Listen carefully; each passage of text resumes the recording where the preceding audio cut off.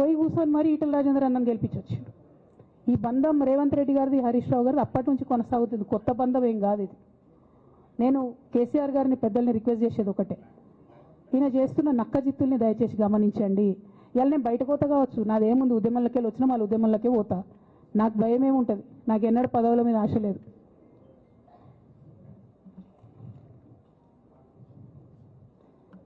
Party నుంచి వచ్చిన ఎమ్మెల్సీకి speaker ఫార్మాట్లో చైర్మన్ గారికి నేను పంపుతా ఉన్నాను రాజీనామా పత్రాన్ని. అట్లానే బీఆర్ఎస్ పార్టీ ప్రాథమిక సభ్యత్వానికి కూడా గౌరవ పెద్దలు కేసీఆర్ గారికి రాజీనామాను పంపుతా ఉన్నాను. దీన్ని మన రావుల చంద్రశేఖర్ రెడ్డి గారికి తెలంగాణ భవన్కి వారికి నేను పంపుతా ఉన్నాను. ఎందుకు ఇవి ఇప్పుడే చూపించినా అంటే, పదవుల మీద నాకు ఎప్పుడు ఆశ లేదు.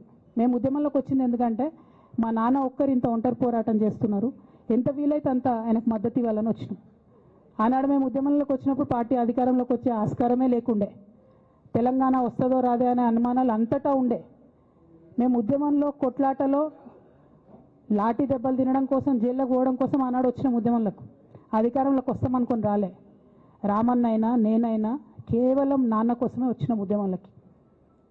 అందుకే మా కుటుంబం మీద కుట్ర. ఈ కుట్రను గమనించమనే నేను మా కుటుంబాన్ని కోరుతా ఉన్నా. ఇక పెద్ద సార్కు నీడలాగా సంతోష్రావు గారు ఉంటారు.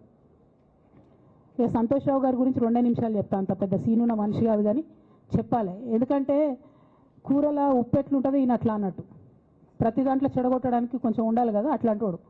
కాబట్టి చెప్పక తప్పదు ఈయన గురించి. చెప్పులో రాయి చెవులో జోరిగా అంటాం కదా, అట్లాంటి టైపు. కాబట్టి ఖచ్చితంగా చెప్పాలి. విషయం ఏంటంటే